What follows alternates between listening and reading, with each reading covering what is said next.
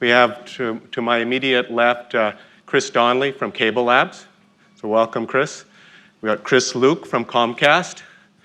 And we've got Margaret Chiosi from AT&T and Christos Kolias from Orange, Silicon Valley. I've had the pleasure of working with some of these folks prior to being an analyst, being involved with standards over my career with the MEF, IETF, ATM Forum, Frame Relay Forum, so I'm dating myself. But in any case, it's great to be here, and I'm looking forward to an interactive session with the four panelists. So we've got some questions for them, and hopefully there'll be a little time for you folks to ask some questions. So what we'll do is I'll just give you, like I said, a quick perspective, and then we'll open it up to the panelists. I have some questions for them, and there'll be opportunities, hopefully, for you guys to ask some questions as well. So let's, if you know any of you familiar with IDC, you may have heard of us, but we have been talking about the third platform in the ICT space for many years. For the last few years, we went from the mainframe to the distributed client-server model to the apps world. And I thought it would be useful to kind of put in perspective the four pillars that we talk about in the third platform: mobility, cloud, social media, and big data. And if you look at all of these, there's some great examples of the role of open source. Obviously, a lot of us are familiar with what Android has done, where 84% of smartphone, according to IDC, have operating systems running Android. You've got big data and what Hadoop has done. Lots of research we've done, over 33% of big data apps are being developed using Hadoop. And then you've got what Facebook and Yahoo and a lot of the companies here in the Valley have created and been using open source for a number of years, Google as well, in the social media world. And finally, if we look into cloud, which kind of touches into networking, and that's an interesting convergence point. As an analyst, I cover that kind of what we call the meet-me points, whether you call it the data center or the convergence of IT and networking. Very, very hot area, very disruptive area. And that's why many of you are here. And OpenStack is playing a key role. I think over 90% of a lot of enterprises are using OpenStack already. It remains to be seen whether it's a platform of choice in the telecom world. So we're entering this application and infrastructure innovation or disruption. And you can see from these slides, we're moving from a horizontal approach to a software-defined model. We're moving towards infrastructure. Why do we need to depend on infrastructure? As Don Blackburn from AT&T correctly said, well, why do I need to depend on the product life cycles of a lot of the traditional vendors? So you're moving into that thing. Why not develop as a community and move into that? Well, object-oriented APIs have made that transformation a lot easier. And you have all these open source initiatives. OpenDaylight is a key one of those, but you have lots of others, and I'll show a couple of examples. So if you look at it, you look at where we are in the middle here, the networking layer, you've got a lot of open source activities that have been going on for a number of years. Obviously, at the compute layer, where a lot of this started, you had Linux, you have OpenPower, OpenCPU. I'm not going to go into this. You have now newer things even in this area, like containers that Neela mentioned and what Docker is doing with Google. And then in the networking layer, this is where many of us have seen this huge transformation over the last 2 or 3 years, where we have OpenDaylight, OpenFlow, we have OpenNFV, we have Open vSwitch. There's a lot of different examples. And it's really important that, and in the storage, you'll see some survey data I have here in the next couple of slides. The storage area has also been going through a lot of transformation. So the key thing here to look at is that as all of this is changing, the networking is, and sometimes people joke and say we're the last to be moving towards this open source. But I think we have the most profound impact, especially because of all the mobile infrastructure, the Internet of Things, everything that's dependent on the network has a huge impact on everything else. And then, I thought I'd put this up. Certainly, a lot of this has to do with the DevOps culture. A lot of my colleagues at IDC cover IT infrastructure. DevOps in the enterprise is really taking off in a lot of companies, not just large corporations, even mid-sized companies. And this whole agile development approach is also the timing of open source initiatives as long as agile development, I think, is a good opportunity. OpenStack, again, a lot of activity going on with many of you involved, I'm sure, here. Whether that will become a platform of choice for telco cloud deployments. And then you have other examples. There's many vendors, some of you in the room. Obviously, Brocade was one that I listed here as one of the ones that first commercially deployed an ODL controller. You've got various types of labs. I think Chris will talk about what CableLabs. You've got other open labs going on. And even companies like VMware, which have not necessarily embraced open source, understand that they have to move in that direction with the example that I've listed here they're doing with the OpenStack interface. So obviously IDC does a lot of surveys, and this is just an example of what we did earlier this year in March on the momentum of OpenStack. And again, this is a survey of a large number of users, enterprises across all verticals, including telco. And these are some of the examples of major corporations that are using OpenStack, State University of New York, Bloomberg, American Express, but there's many other examples. And that's an example of, again, open source. Where are you seeing momentum happening? If you look at where is open source being used, and you guys may not be able to read everything, but one thing that's missing, and again, this survey was done earlier this year. Obviously, if IDC is going to do another survey, we probably want to put more networking thing, but networking is so new. But if you look at it, look at 70% of the people surveyed are using open source operating systems, 53% in storage, and in the cloud area. So what I'm trying to, the message I'm trying to, introduce here is that we're all in a common objective here. I think there's a huge momentum shift towards open source by the users, and hopefully you'll hear from some of their viewpoints. So with that, I'm going to grab a seat, and I want to have each of the panelists maybe give a quick 2-3 minute background. Why did they join ODL? Why are you part of the advisory group? What do you see? How does this fit within your organization? And then I'll let I'm going to ask who wants to go first, or do you want me to pick on one of you? Margaret's got the microphone. Do you want to go first? That's because I'm not mic'd up because I forgot to go back there. Okay. So Al showed a slide. Actually, I sort of messed it up. He did a very good job going with the flow. We actually have two different types of controllers. We sort of got rid of the term nodal controller. So we have a global controller. We have a local controller. And we actually see OpenDaylight, as you saw there, definitely in the global controller space. And we've actually deployed it. Brian Freeman, who you'll hear tomorrow when he and I talk, actually is the governor, I call it, for our OpenDaylight or our SDN controller development. And we're immersed in using OpenDaylight. And it's our global controller. We're also seeing parts of OpenDaylight. We're going to position it as some of our local controllers. So we're getting into an initiative called, I think it's called Open ROADM, if you're into the optics world. And we're looking at controllers for that. And that we're also looking at ODL, basically our controller. We also have application controllers. And when we started doing evaluation of application controllers, the team wanted to create their own controller because they felt ODL, or what we were building on the network side, was very network focused. They thought Yang models was very network focused. They thought NetConf was very network focused. And actually, we pressed. And when they decided to really look at it, they realized Yang model doesn't really have anything related to networking. It's just a structure. So they're actually now adopting that. And they found that a lot of the problems we were already solving on the network space of orchestration, service orchestration with cloud orchestration with our controllers was actually going to be something very similar that's going to happen in the application controller.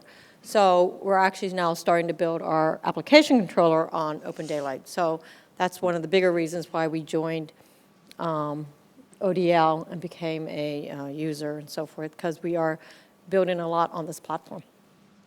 Okay. Chris, Luke, Chris, I know Comcast recently also joined ODL, and now you're also part of the advisory group. Share us some of your perspectives of why you're part of this group. Some of the history resonates. We've been using OpenDaylight in whole or in part since its first announcement. Bits and pieces, experimental. It was obviously quite immature when it started, but things always start from humble groups. But as we started exploring how to give a lot of our internal applications, things like our internal CDN, a lot more intelligence around the network, we ended up using OpenDaylight a lot more as the starting point for those experiments. And I've always felt that it's very important for any open source project to be well represented by its end users. And OpenDaylight is one of those strange projects where it started from a place that wasn't its end users. It was, broadly speaking, mostly vendors that started it. So unlike many of the other projects you see out there, say Apache HTTP server or OpenStack, it's very well represented by end users. So having done all this work and bumping into Neela last year, who suggested that they're going to start this advisory group and would I like to join, given the amount of time and enthusiasm we had for the project, it seemed like a natural fit for us. And it's been a very rewarding experience hearing the other people who are using the project and the ways they're using it, which are different from the way we're using it in some cases. Some of our peers on the advisory group are the likes of PayPal and eBay, for example. They have very different uses from a service provider network such as ours. I think that's very good for the community as a whole, and I'm very, very happy that the advisory group exists now. Great. Christos. Yes. I know you represent Orange, and Orange obviously is like AT&T, a global company. So what are some of the things that motivated Orange for investing Let me first of all say that I'm really happy to be back after a year and a half. I was last year here talking on NAV, and I'm really happy to see how the community has grown in terms of contributions and commits, and it seems that everybody's embracing the open source and OpenSDN and OpenDaylight.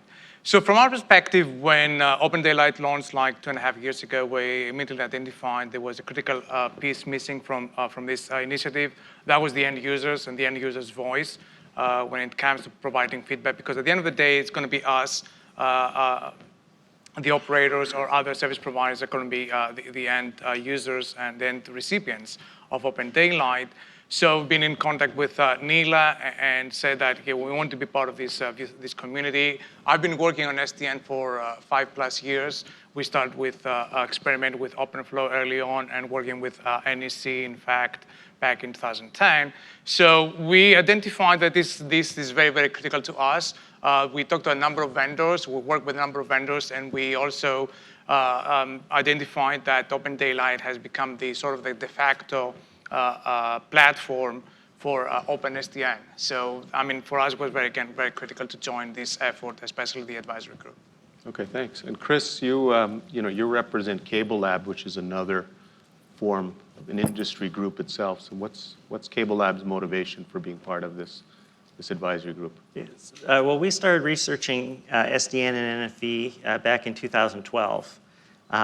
And we started with a number of use cases and trying to figure out how do we virtualize the cable access network. And specifically, the DOCSIS cable modem termination systems, the CMTSs. One of the challenges we had is none of them supported OpenFlow, none of them supported SDN protocols, but they did support a protocol called Packet Cable Multimedia, which was an old protocol that we developed maybe 10 years ago for QoS. About that time, OpenDaylight was started, and it had a key innovation, which was the service abstraction layer, the SAL. We wanted to see if we could virtualize the CMTSs using the SAL and creating a packet cable multimedia plugin. And so I gave my developer a challenge.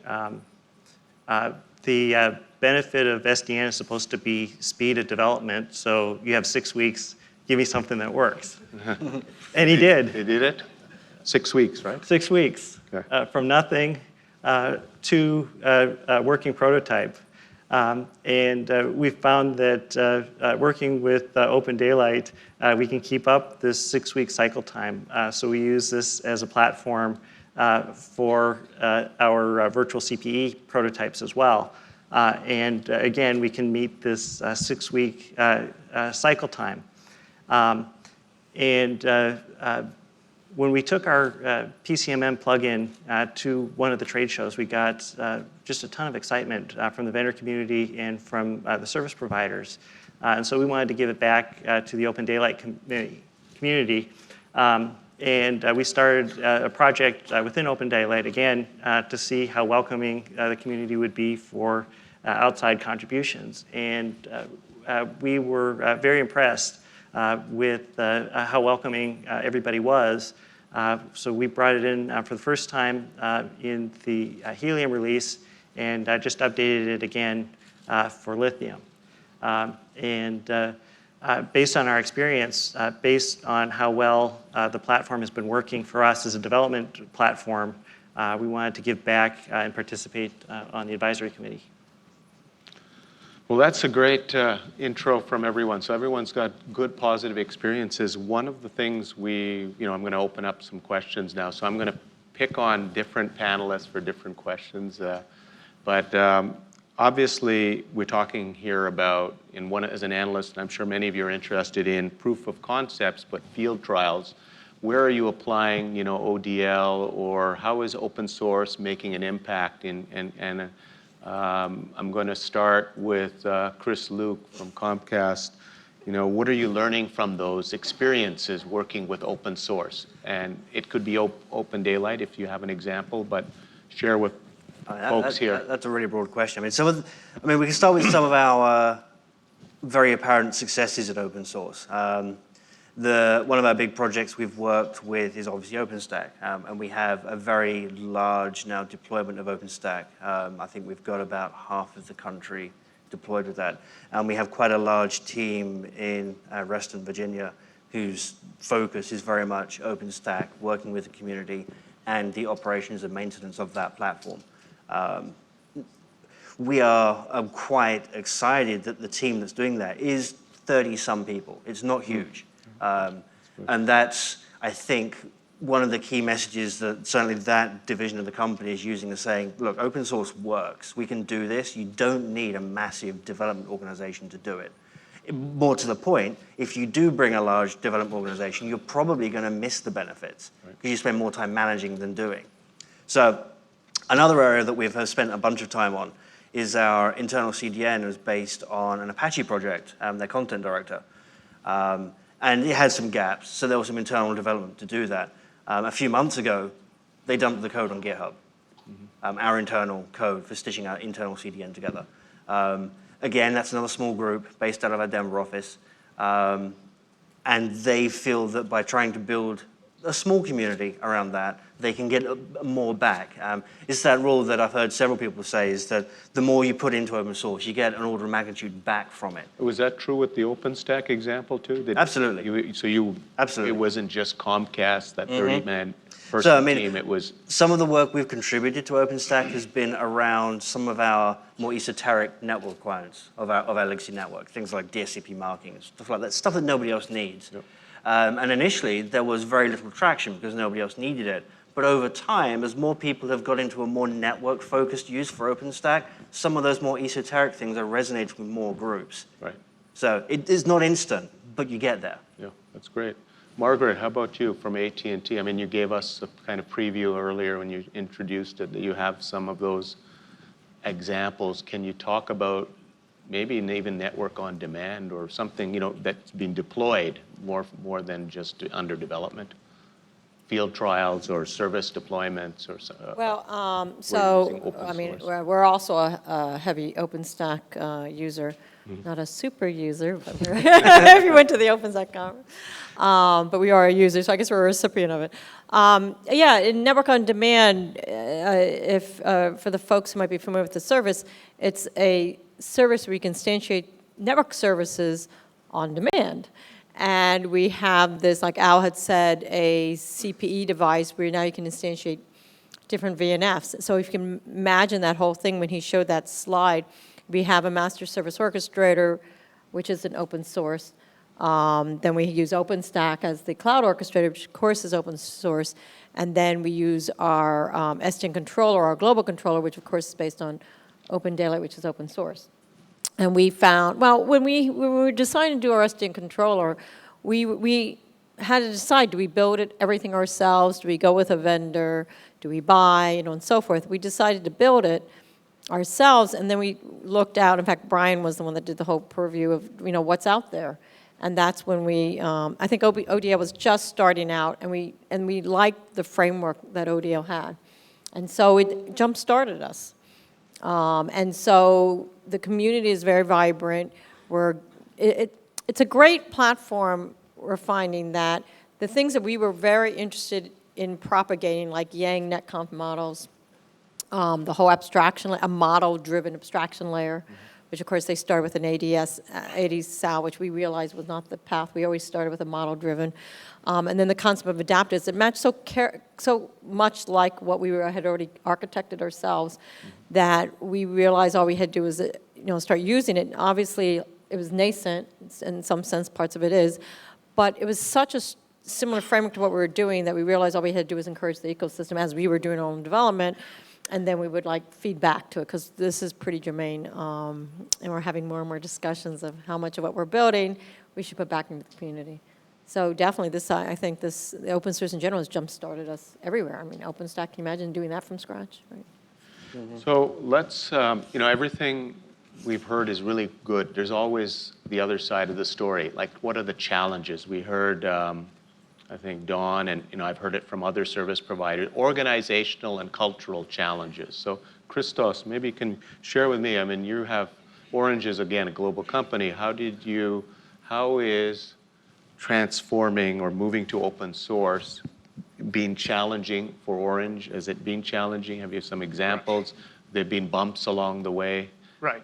So obviously for us, open source is something which is new. We definitely embrace it, but obviously we come from different perspectives than the over-the-top players like Amazon or Facebook and Google, where they started with open source just to drive the cost down. So for us, this is definitely something new. And although there's going to be certain challenges, one of them is going to be how you can operationalize that, how you integrate these new platforms, this open source software into your current systems and services. And also, that means there's going to be some definitely significant cultural change in terms of how you have to train your personnel, your staff. Maybe some of them will have to, depart. And also, that also signifies a shift from a NetOps model to a DevOps model that you actually mentioned. So that's one challenge. Another challenge that I personally see is that you have to make it definitely carrier grade. And we are coming from a carrier grade environment. It doesn't mean that we have to have the 5 nines reliability when it comes to open source, but at least it has to be close to that. But to me, my main concern is that how you make how you sanitize essentially open source. How do you make sure it's sanitized? So that means when it comes to security, compliance, obviously as telcos, we're very big on compliance, and also how you make sure that it's scalable. And at the end of the day, who's going to be doing that type of testing? That's going to be that's a big question mark for me. Okay, who's going to be making sure that it is carrier grade? Because here you have a community, so you have a number of people contributing to this open source, but you definitely need a third-party facility that's going to say, yeah, this is definitely carrier grade. I put my rubber stamp on that, and you can go ahead and use that in your network. OPNFV is going to do that. Yes, so that's one part of the whole picture. And the other thing is, as I said, we've been working with OpenFlow since the early days, and the what used to be called the Knox controller, which came out of Stanford, and there were other controllers in the meantime, the Floodlight and so forth. So what we discovered, and the reason I mentioned that here is that as you change environments, and as things can break down. So we want to make sure that when we use the hydrogen and then the helium and then the lithium controllers, that these are backwards compatible some way. Because if you start developing applications in one particular environment, you want to make sure that you can continue deploying and using those application services as you get new updates and new releases for the open source. And that might be a challenge. So you want to make sure that it doesn't break down. And if it does break down, who's going to fix it? to me, that's the one of the. So challenges. you brought, Margaret, I know you brought up OpenNFV. OPNFV. And one of the questions I have, and I'm sure many people in the audience ask, I ask it all the time, is there are many of you and are involved in multiple standards organizations involving open source, as I listed some of them on the slide. How are you guys, and I'm going to start with Chris, because, how are you rationalizing or deciding where do you put your effort in and investment? Effort in terms of technical resource, and then your corporate investment, where is that, how do you justify that, and what's the role of each of these in, not going into all the details, but prioritization of that is really what I want to see what the panelists have to think about that. Chris, give you the first shot at that. So my mandate is everything between layer 2 and layer 6. So Metro Ethernet, IPv6, SDN, and NFV projects within CableLabs.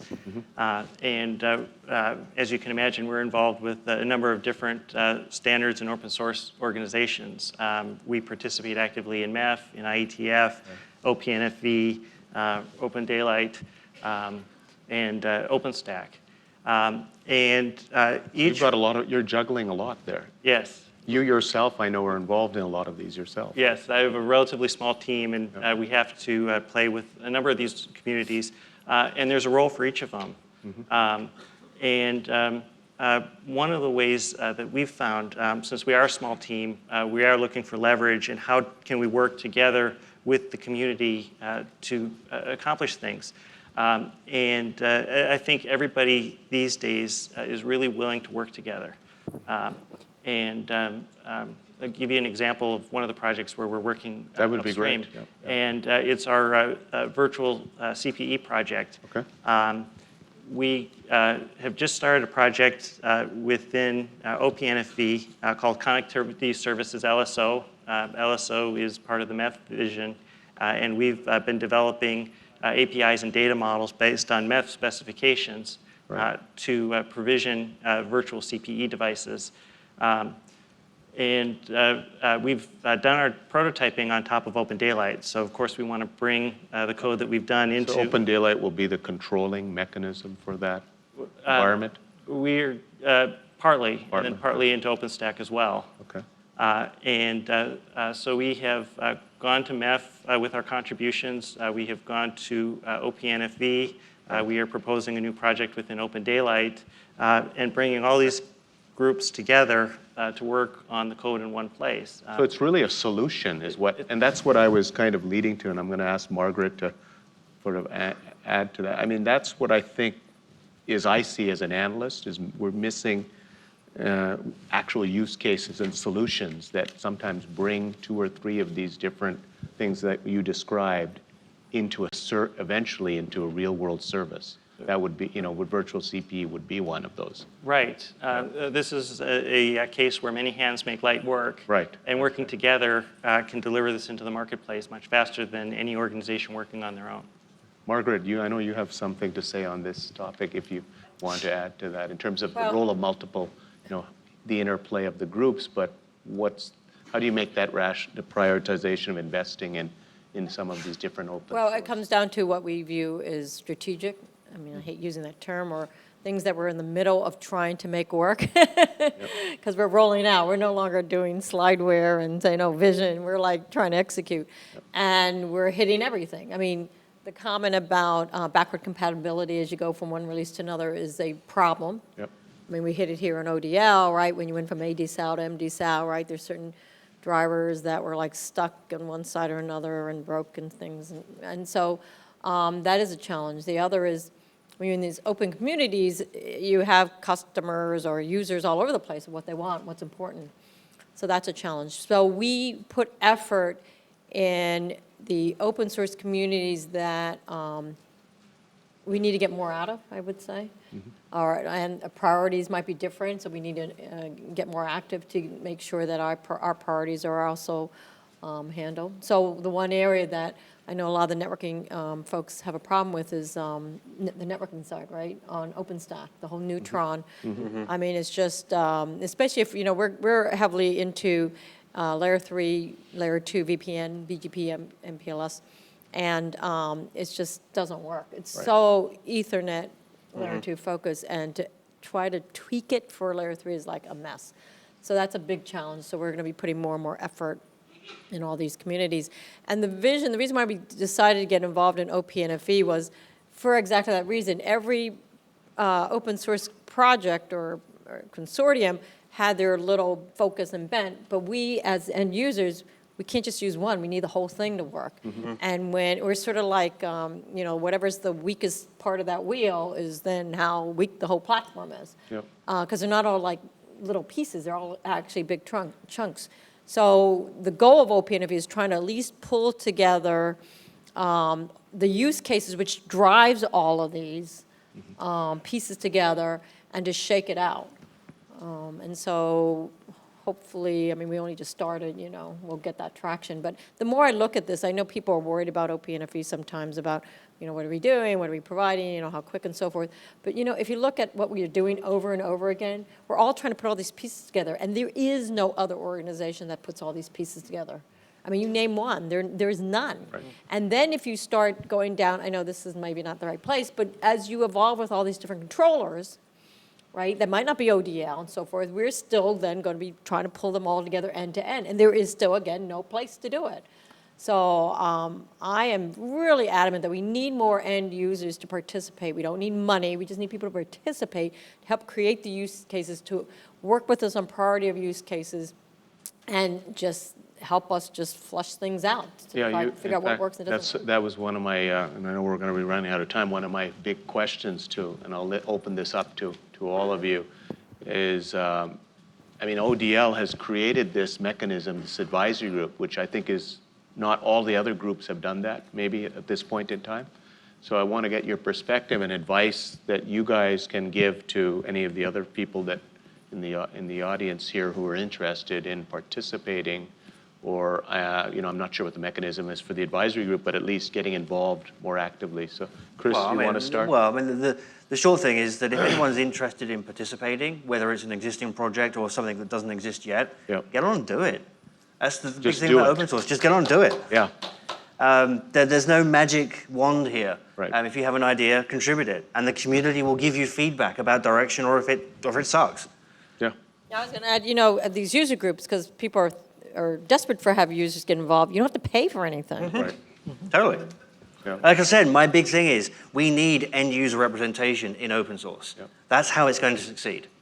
In fact, I know we ran out of time, but the ISG NFE that got started under Etsy, there was just 5 of us. Orange actually hosted the meeting. Just 5 of us at our own different levels, not asking permission from our corporation, our officers, our bosses. We just got together, realizing we need to gather together because we were all doing the same thing over and over again, and we wanted to share information. And we never dreamt in our wildest dreams when just the 5 of us got together that it would just turn everything upside down, and that would be this huge groundswell that's happened the next 2 to 3 years later. Never.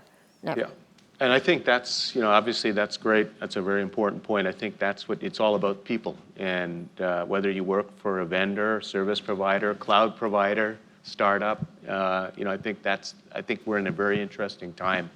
Looking forward to seeing and hearing more about what you guys do. And I don't know if we have any time for questions, but I know we've extended the time. Can I add one quick Christos, thing about OPNFV is that one of the reasons also we started OPNFV is that to provide that feedback to standards, because to me, like standards work, which is really great, and we have to rely on that. Looks like exercise on paper today. Right. So unless you materialize that and it's just running, and open source is the only way you can see things in action and provide that feedback back to the standard and say this thing works, this thing doesn't work. Maybe you have to go back and recalibrate that. So that's very, very important to us, and that's why we're like getting involved in open source more and more, I think. Well, one very quick suggestion I have is if we have people here who don't know how to broach a topic and maybe they're not very technical, the advisory group can be that buffer perhaps. Come talk to us. You recognize us now. We're on stage. Yeah. And we happen to know the TSC and so on, so we can help translate some of your requirements perhaps. I'm not saying this is our official capacity, but I think we're all willing to help. Don't be shy. Yeah. Come talk to us and also try to work with us as well. We Totally. need to collaborate more and I want to thank the 4 panelists and for all the work they've been doing. You guys are a catalyst for the industry, and look forward to hearing more about what you guys do and the successes, and some of us, and even some of the things that you go through, the hardships are important. It's not going to be, it's a journey, not a destination, right? So thank you to all the panelists.